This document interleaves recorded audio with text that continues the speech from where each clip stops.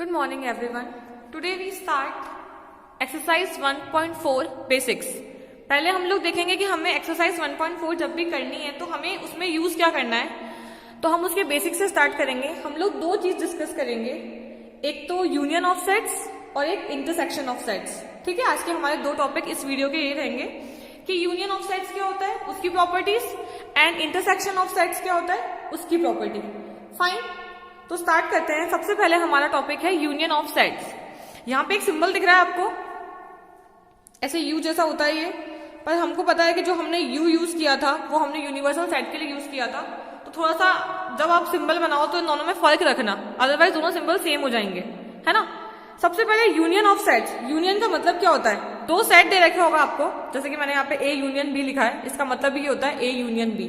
ठीक है, दो इंडिविजुअल सेट है अलग अलग ए और बी, आपको उसका कॉम्बिनेशन बना के कि मतलब उसके एलिमेंट, ए के एलिमेंट और बी के एलिमेंट दोनों को मिक्स करके अगर एक थर्ड सेट रेडी करना हो तो वो थर्ड सेट क्या कहलाएगा, इन दोनों का यूनियन, क्योंकि वो किससे मिलके बना है, उन दोनों के कॉम्बिनेशन से.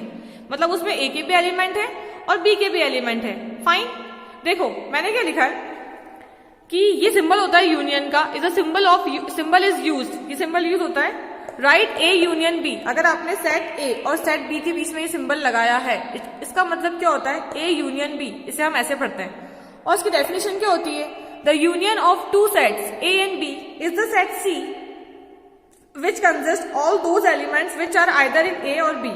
जब भी आप एक सेट बनाओगे ना दोनों को मिला के, तो जो तीसरा सेट आएगा ना, उसमें जो एलिमेंट आप लोग, मतलब जो हम लोग एलिमेंट लिखेंगे वो एलिमेंट दोनों सेट से बिलोंग करते हुए होने चाहिए. ठीक है, देखो मैंने एक एग्जांपल लिया है यहाँ पे.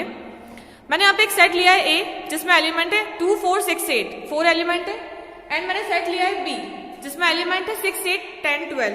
अब मुझे ए यूनियन बी बनाना है, इनका कॉम्बिनेशन. देखो सबसे छोटे नंबर से स्टार्ट करते हैं, 2 फिर 4, 6 और 8 इसके पास भी है, दोनों के पास है, तो 6 और 8 वन टाइम में आएगा, टू टाइम्स नहीं लिखना है. देन 10 और 12, सारे एलिमेंट इंक्लूड हो गए. तो जब सारे एलिमेंट इंक्लूड हो गए इन दोनों सेट्स के मिला के, तो ये हमारा क्या बन गया, ए यूनियन बी. अंडरस्टैंड, क्या बन गया हमारा ये ए यूनियन बी. सिंपल सी बात है, यूनियन का मतलब होता है कॉम्बिनेशन, दोनों से मिला के जो एक थर्ड सेट बनता है दैट इज यूनियन. फाइन, अब इसी की कुछ प्रॉपर्टीज है इसी सिंबल की, तो वो हम डिस्कस करते हैं, क्योंकि 1.4 में जब क्वेश्चन आएंगे तो हमें पढ़ना आना चाहिए उनको कि ये हमसे पूछ क्या रहा है. ठीक है, प्रॉपर्टीज देखो. Properties of operation of union, कि जब आप इसमें ऑपरेशन लगाओगे प्लस माइनस या जैसे भी इसने बोला है, प्लस माइनस तो नहीं है, तो वो प्रॉपर्टीज कैसे होगी. एक बार 8th क्लास का रिवीजन लेते हैं. 8th क्लास में, क्लास 8 में सीबीएसई में मैथ्स में हमने प्रॉपर्टीज के नाम पढ़े थे. दिख रहा होगा आपको, कम्यूटेटिव एंड एसोसिएटिव, ये दो तो हमने पढ़ी है. हमने आइडेंटिटी भी पढ़ी है, जब कोई नंबर 1 से मल्टीप्लाई होता है तो हमें क्या मिलता है, 1 ही मिलता है ना, ये तो हमने पढ़ा है. कम्यूटेटिव प्रॉपर्टी क्या थी वहां पे, कि उस 8th क्लास में, देखो साथ साथ लेके चलते समझ में अच्छा आएगा, कि अगर प्लस वाली होती है और मल्टीप्लाई वाली होती है, 2 नंबर्स पे लगती है कम्यूटेटिव, और एसोसिएटिव लगती है 3 नंबर पे. अगर ए प्लस बी कोई नंबर हो तो आप उसका आंसर बी प्लस ए लिखोगे, इज द सेम थिंग.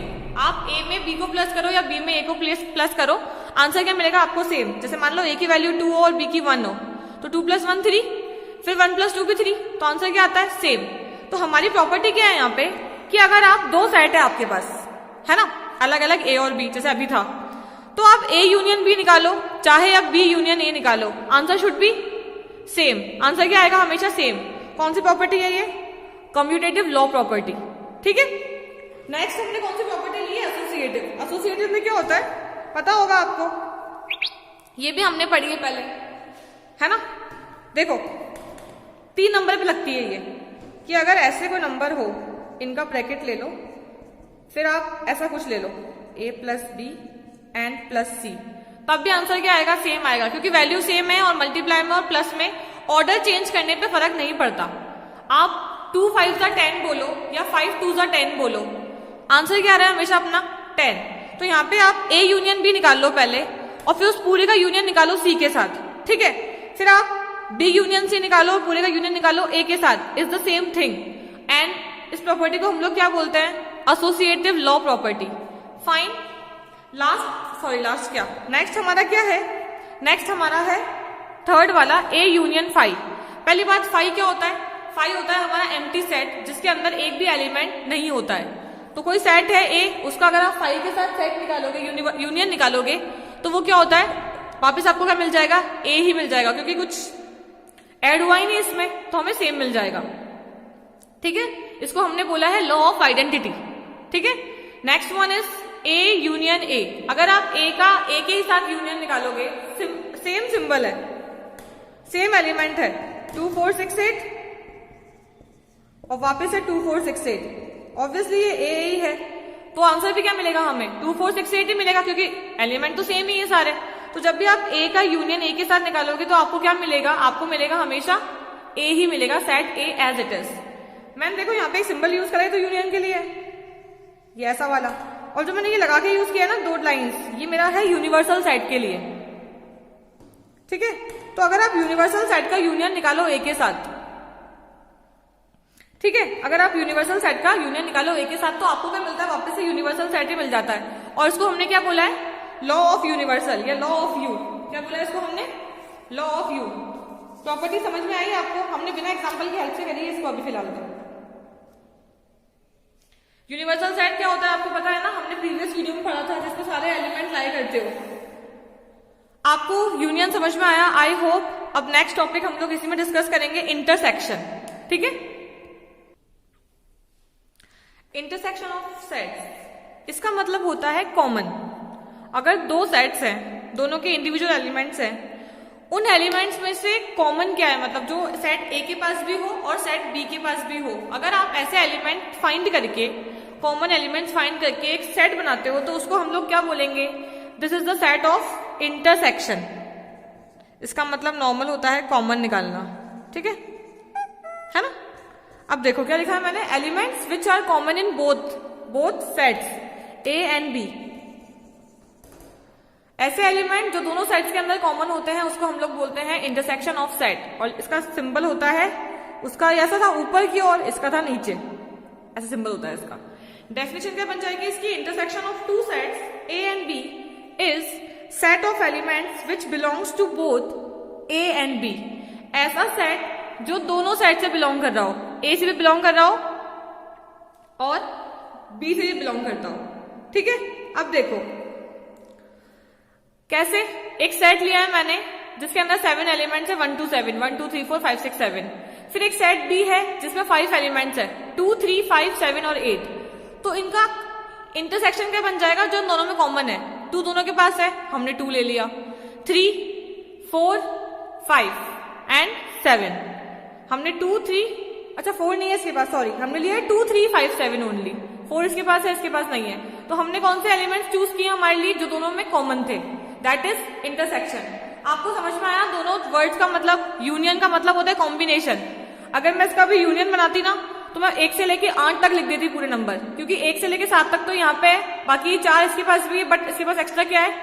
8। और अगर मेरे को इसका इंटरसेक्शन निकालना है तो मैं क्या करूंगी? इन दोनों में से सिर्फ कौन सा एलिमेंट चूज करूंगी जो दोनों में कॉमन होंगे।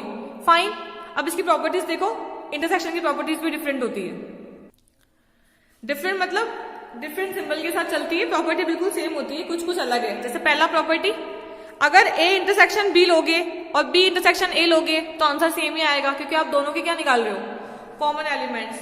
What is this property called? Commutative property.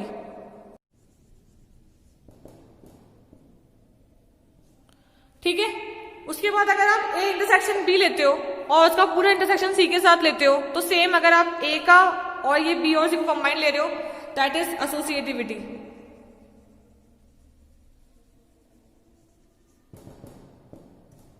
ठीक है, अब आती है फाई की बात। फाई सेम एम्प्टी सेट है, हमारा कोई एलिमेंट ही नहीं है इसमें। अगर आप इसका इंटरसेक्शन ले रहे हो ए के साथ तो कुछ कॉमन है ही नहीं इसमें, क्योंकि फाई तो खाली होता है। तो उसका आंसर इस केस में क्या आएगा? हमारा फाई।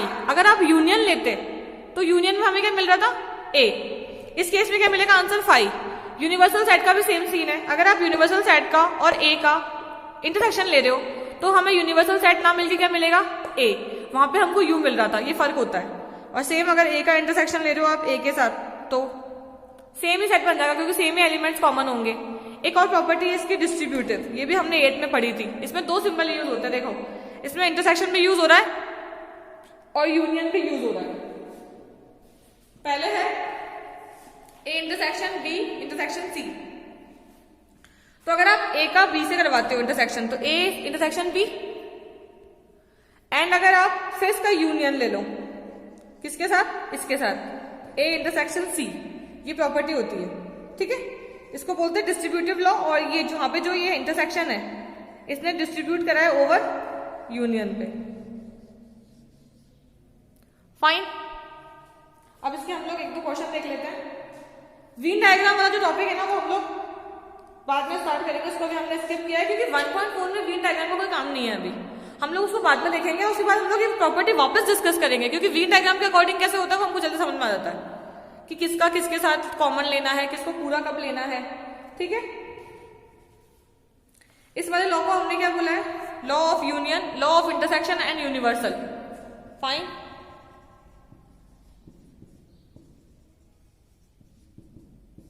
यूनिवर्सल के लिए यू लिया है मैंने और इसको बोला है हमने आइडेम्पोटेंट लॉ।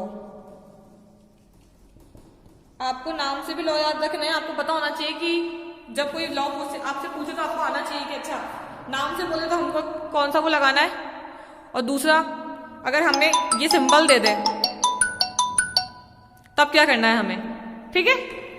फाइन। अब देखो हमने इंटरसेक्शन और यूनियन तो पढ़ लिया, अब हम 1.4 जब करेंगे ना, अभी स्टार्ट करेंगे नेक्स्ट वीडियो में, तो हम देखेंगे कि अप्लाई कैसे होता है, ठीक है। इस वीडियो को हम लोग यहीं पे ब्रेक करते हैं। Thank you, have a good day.